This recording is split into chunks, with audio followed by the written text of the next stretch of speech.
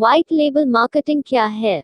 इन हिंदी। दोस्तों, पिछले एक पोस्ट में मैंने बताया था कि किस तरह आप अपने प्रोडक्ट की सेलिंग 10 गुना बढ़ा सकते हैं, जिसमें मैंने व्हाइट लेबल सेलिंग के बारे में बताया था कि यदि आप मार्केटिंग करने में कमजोर है, ब्रांडिंग करने में कमजोर है, माहिर नहीं है, या आपका प्रोडक्ट डायरेक्टली नहीं बिक पा रहा है, तो आप इस मॉडल को अपना कर सकते हैं। इस मॉडल में आपको अपने द्वारा बनाए गए प्रोडक्ट बिना किसी नाम तथा बिना किसी ब्रांड के किसी अन्य कंपनी जो काफी फेमस है उसे बेच सकते हैं, तथा वो आपके प्रोडक्ट को अपना ब्रांड लगाकर आगे बेच देगा। जैसे को आज बिग बाजार, वी मार्ट, यहाँ तक कि अब फ्लिपकार्ट ने भी बिलियन नाम से प्रोडक्ट को बेच रहा है। आपको क्या लगता है ये कंपनियां सब प्रोडक्ट खुद बनाती है?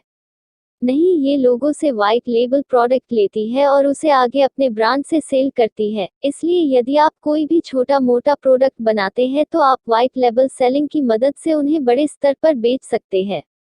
दरअसल आज इस प्रकार के मार्केटिंग का इस्तेमाल काफी हद तक बढ़ता जा रहा है। आज बिजनेस करने के इतने ऑप्शन आ चुके हैं कि बस उसमें पैसा, लगन और स्मार्ट वर्क की जरूरत है। आज दुनिया को सिर्फ एक आइडिया चाहिए, वो आइडिया जो किसी प्रोडक्ट के साथ मिलकर लोगों की जरूरतों को पूरा करता हो, प्रोडक्ट की वैल्यू क्रिएट करने में मदद करता हो। अगर आपके पास कोई ऐसा आइडिया है जो, यहाँ आइडिया से मेरा मतलब है प्रोडक्ट, अगर किसी प्रोडक्ट के साथ जुड़ जाता है और लोग आपके प्रोडक्ट के आ जाने के कारण उसे लेने लगते हैं, तो आपको उस प्रोडक्ट की व्हाइट लेबल मार्केटिंग करने में पीछे नहीं हटना चाहिए। तो चलिए दोस्तों, सबसे पहले जानते हैं कि व्हाइट लेबल मार्केटिंग क्या होता है।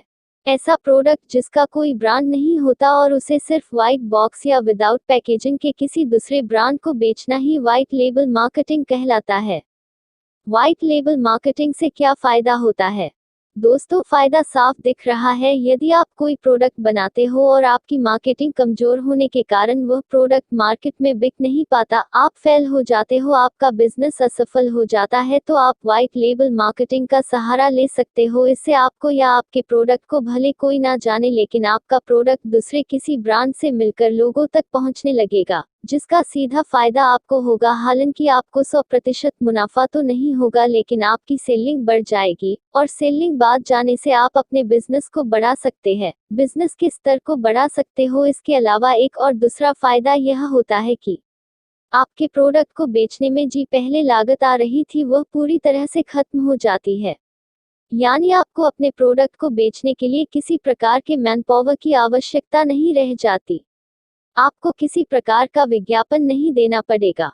आपको प्रोडक्ट के बारे में लोगों को बताने की आवश्यकता नहीं रहेगी। मार्केटिंग नहीं करना पड़ेगा। ब्रांड की समस्या नहीं रहेगी। आप एक ब्रांड से न जुड़कर कई ब्रांड से जुड़कर अपना प्रोडक्ट बेच सकते हो। आपकी सेलिंग कई गुना बढ़ जाएगी। आपकी आय कई गुना बढ़ जाएगी। दोस्तों, मार्केटिंग करना बहुत ही सिंपल होता है। यदि आप मार्केटिंग के कायदे कानून को जान गए तो आपको मार्केटिंग करना बहुत ही सिंपल लगने लगेगा। आज बिजनेस में प्रतिस्पर्धा बढ़ती जा रही है और इसी वजह से ही मार्केटिंग के तौर तरीकों में भी काफी बदलाव हुआ है। लोगों को किसी प्रोडक्ट को बेचने के लिए एड़ी से लेकर चोटी तक का जोर लगना पड़ रहा है। अगर आप मार्केटिंग को साक्षात रूप में देखना चाहते हैं तो ई कॉमर्स प्लेटफॉर्म को देख सकते हैं कि वे अपना प्रोडक्ट बेचने के लिए क्या कुछ नहीं कर रही है। आपको बस उनके तरीकों को देखना होगा कि वे किसी प्रोडक्ट को बेचने के लिए अपने कस्टमर से किस प्रकार का व्यवहार करती है, किस प्रकार के प्रोडक्ट को दिखाती है, कैसे दिखाती है, क्या ऑफर देती है, क्या डिस्काउंट देती है। तो दोस्तों, आज के लिए इतना ही। अगर आपको हमारा यह पोस्ट अच्छा लगे या आपको इस पोस्ट से फायदा हुआ हो तो इसे अपने दोस्तों के साथ शेयर करना न भूलें। किसी प्रकार के सवाल या सुझाव के लिए नीचे कमेंट्स करें। Thank you.